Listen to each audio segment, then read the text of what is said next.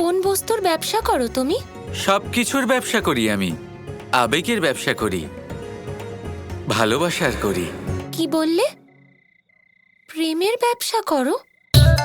এ এক গুরুত্বপূর্ণ তত্ত্ব রাধা, আপনি বুঝতে পারবেন না। তা তুমি এখানে কেন এসেছো? এখানে কি হাট বসেছে নাকি? আমি এখানে এসেছি কারণ আমি জানতে পেরেছিলাম যে আপনি একটা অত্যন্ত সুন্দর মূর্তি বানিয়েছেন। তাই আমি ব্যবসায়ী হবার দরুন সেই প্রতিমা কিনতে এসেছিলাম। তারপর যখন আমি এখানে এলাম, আমি দেখলাম সেই প্রতিমা চুরি হয়ে গেছে।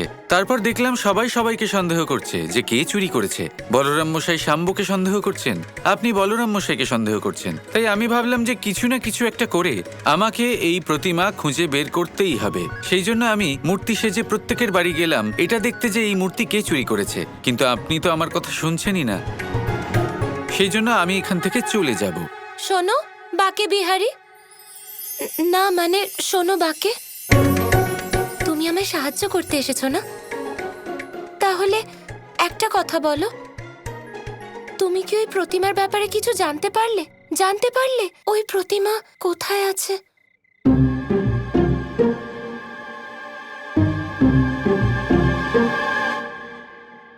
না, এখনো কিছু জানতে পারিনি ওই প্রতিমার বিষয়ে। কিন্তু হ্যাঁ, আমি এটা জানি ওই প্রতিমা আমি অবশ্যই নিয়ে যাব।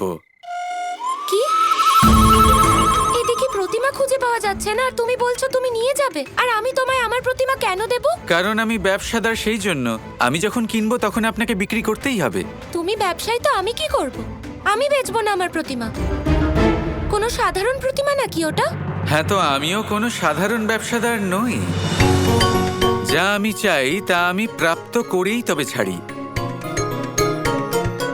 দেখুন, আগে আমরা প্রতিমা খুঁজে বের করি, তারপর আপনাকে আমি এমন কিছু দেব সেই প্রতিমার বদলে যে আপনি হাসি মুখে আমাকে ওই প্রতিমা দিয়ে দেবেন। ওই প্রতিমা আমার, আর আমি কোনো মূল্যেই ওই প্রতিমা তোমায় দেব না।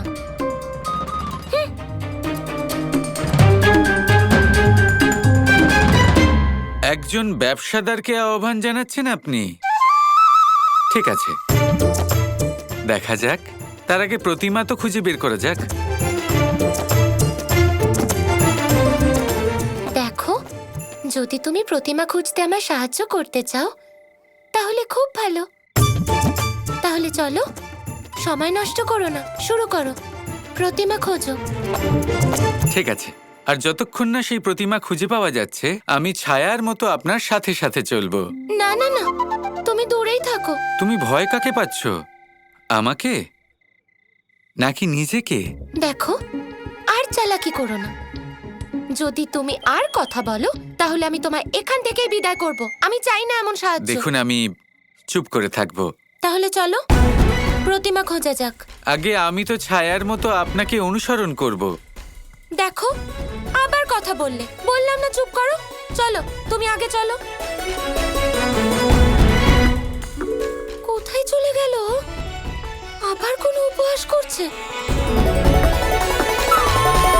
আসলে আমি যদি আগে যাই তাহলে তো আমি পথ চিনতে পারবো না, হারিয়ে যেতে পারি কোথাও। সেই জন্য আপনি সামনে চলুন আর আমি আপনাকে অনুসরণ করব। আপনি আমার পথপ্রদর্শক হন। আমি সামনে যাচ্ছি, তুমি পিছনে এসো।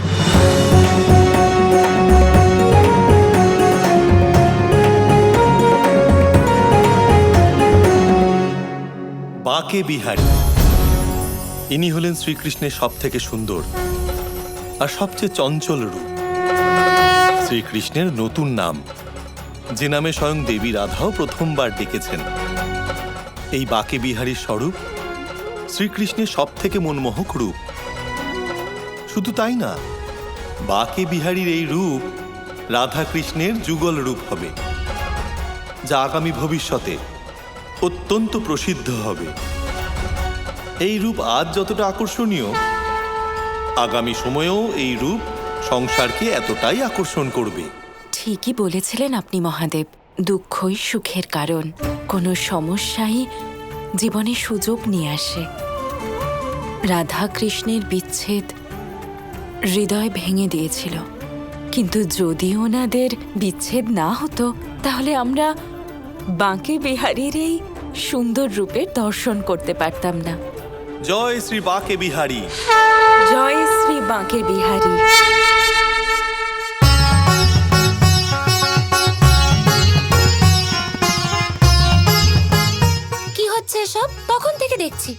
দেখেই যাচ্ছ। কি করতে এসেছো এখানে? প্রতিমা খুঁজতে এসেছো না? তাহলে উচিত এটাই হবে, আমায় দেখার বদলে তুমি প্রতিমা খোঁজো। তবে এই যে আমরা প্রতিমা খুঁজছি, সেটা আমার ডান হাত না বাঁ হাতের কোড়ে আঙুলের খেলার মতো সোজা। তাই? তাহলে প্রতিমা খুঁজে দেখাও। সে না হয় আমি খুঁজে ফেলবো। এখনো পর্যন্ত আমার সন্দেহ হচ্ছে 4 জনের ওপর: শাম্ব মশাই, বলরাম মশাই, দেবী তুলসী, আর চতুর্থকে? আপনি। আমি? আমি কেন চুরি করব? দেখুন, তা আমি কি করে জানবো, কিন্তু হ্যাঁ, আমি আপনাকে সন্দেহ অবশ্যই করি। আর যাদের ওপর আমার সন্দেহ আছে তাদের জিজ্ঞাসাবাদ করতেই হবে। ঠিক আছে, বলো কাকে প্রশ্ন করবে? এখন এখানে তো আপনি সামনে রয়েছেন, তাই আপনাকে দিয়ে শুরু করা যাক। কি বলেন আপনি? এসব কি বলছো তুমি? আমি নিজের বানানো প্রতিমা কেন চুরি করব? যে নিজে অপরাধী হয় সে অন্য সকলকে অপরাধী বলে মনে করে, নিজেকে নয়। ঠিক আছে, বলো কি জিজ্ঞাসা করবে? তাহলে আমাকে এটা বলুন, আপনার কি চুরি করার অভ্যেস রয়েছে? জীবনে আগে কখনো চুরি আপনি নিশ্চয়ই করেছেন। এরম কোনো ব্যাপার নয়, আমি কখনো চুরি করিনি। কিন্তু আমি তো আপনার বিষয়ে অন্য কিছু শুনেছিলাম। কি যেন নাম সেই ব্যক্তির? কৃষ্ণ। আমি শুনেছিলাম যে মাখন চুরি করতে আপনি কৃষ্ণকে সাহায্য করতেন। এটা কি সত্যি? কৃষ্ণ!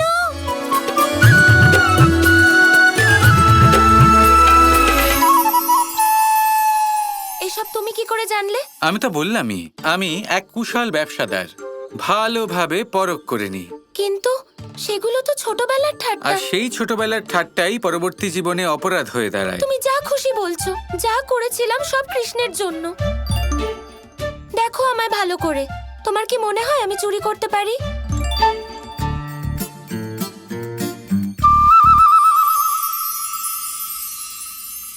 আমার এটা মনে হয়, আমি যেটা দেখছি, যে আপনি চুরি করতে কৃষ্ণকে অবশ্যই সাহায্য করে থাকবেন। কিন্তু যাই করে থাকুন, ভালোবাসার বশে করেছেন। কৃষ্ণের প্রতি যে প্রেম রয়েছে সেই কারণে করেছেন।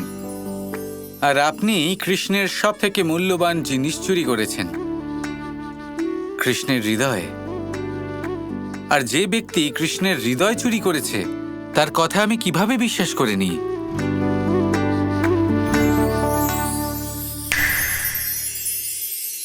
কি বললে তুমি? আমি চুরি করেছি?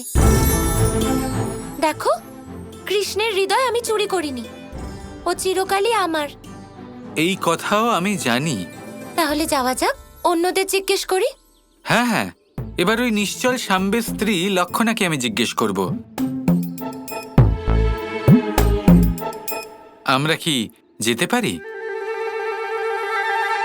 রাধা, আমি আপনাকে একটা কথা বলতে তো ভুলেই গেছি। এই যে আমি আপনাকে সাহায্য করছি, তার বদলে আমি আপনার কাছে একটা প্রতিশ্রুতি চাই। কি প্রতিশ্রুতি? আপনি কাউকে বলবেন না যে আমি আপনার সাথে রয়েছি, আপনাকে সাহায্য করছি। বলুন তো কেন? কেন? কারণ হতে পারে সেই ব্যক্তি আমার সামনে এসে হয়তো সত্যি কথা বলতেই পারল না। সেই জন্য প্রশ্ন আপনি জিজ্ঞেস করবেন। কি বলছো তুমি? আমি কি প্রশ্ন করব ওদের?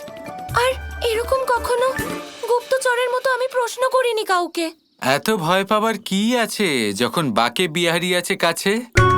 আমি সব কিছু জানি।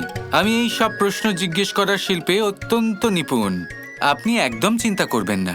দূরে কোথাও লুকিয়ে থেকে আপনাকে প্রশ্ন বলে দেব, আর আপনি সেই প্রশ্ন জিজ্ঞেস করবেন। কি বলছো তুমি? দূর থেকে আমি শুনতে পাবো কি করে? আমি একজন কুশল ব্যবসাদার, সব সমস্যার সমাধান থাকে আমার কাছে।